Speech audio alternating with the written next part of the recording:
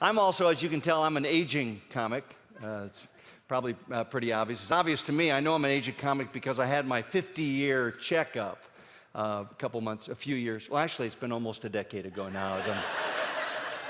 Just out of interest, I wonder how many of you have experienced that hilarity yourselves of the 50-year checkup. How many of you have been through that? Oh, come on, I want to see the hands. How many of you have been through that? Okay, you know what I'm talking about. The 50-year checkup is the one where the normally healthy person has his or her first exposure to the whole idea of the colonoscopy. If I could just break that word down for you, colon, that refers to the last 5 or 6 feet of the large intestine, and oscopy, which is, actually it's a medical term, which literally translated means garden hose with camcorder.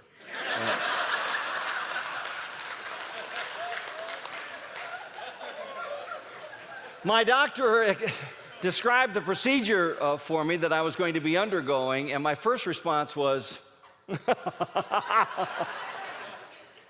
oh, you're serious? You are going to put me out for this, aren't you? I don't know how I feel about my doctor's bedside manner. My doctor actually laughed right in my face. He said, no, Bob, you can watch the whole thing if you want. I said, no, I don't think I'm that flexible.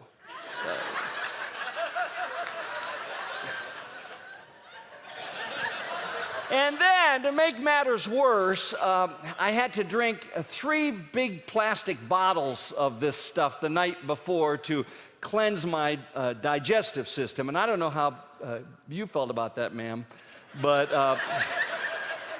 I found that stuff to be really effective. 3 a.m., I was...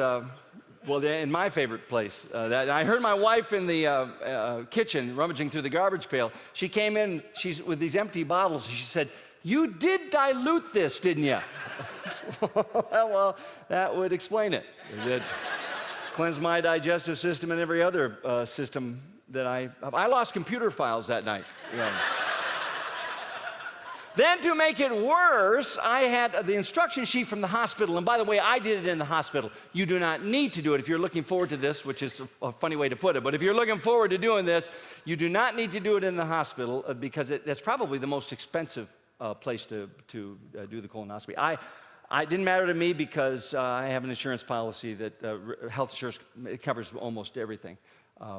I also have a $3 million deductible, so I did... 80% over that. So one day it's gonna pay off for me. But the instructions, the point is you can do it cheaper than the hospital. You can go, for example, those places in the strip malls, those laundromat colonoscopy place combinations that are there for your convenience, they say. Not that convenient. Not really that convenient, just so you know. Mainly because you have to keep putting in the coins. Yeah. And you do not want to be a quarter short, believe me.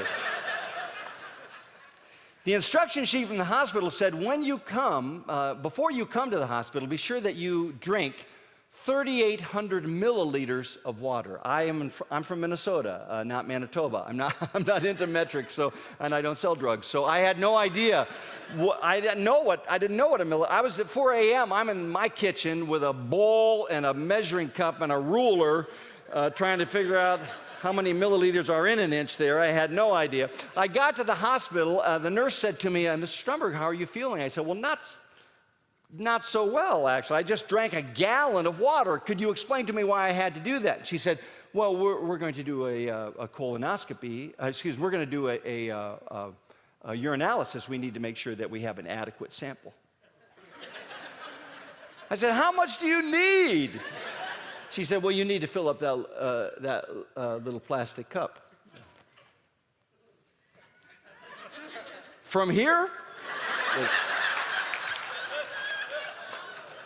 I hope so, because otherwise this isn't even going to be a challenge. And then it was disappointing. And I thought a little condescending because she gave me the cup, which I was just disappointing because I was pretty sure I could have done it. Whole point of the story is it made me feel my age. It made me feel old. And also because the doctor was like 15. Gee, I couldn't believe it. Fortunately, he wasn't there by himself. His girlfriend came along. They had their earbuds in.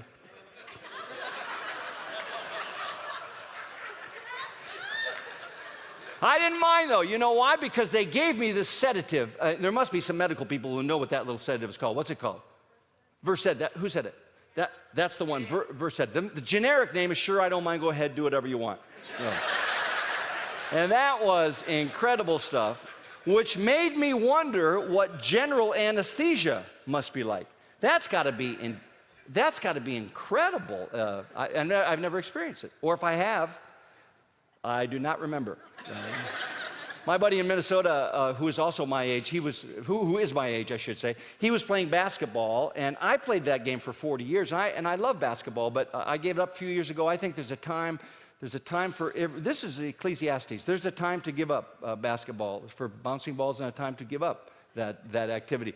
My friend went over the line, and this winter he popped his Achilles tendon. And do you know what happens to an Achilles tendon when it pops? Do you know what it does? It rolls right up the back there. They found it up behind his shoulder blade. And they had him on a gurney. They're going to roll him in for an operation to pull it back down, stitch it back down to his heel again. And he watched the anesthesia. He watched one drip go into his hand. And it occurred to him, what if I'm one of those people it doesn't work on? And in a panic, he sat right up in bed and looked the surgeon right in the eye, and he said, "This stuff better work." The surgeon said, "Well, I think it did because we're all done."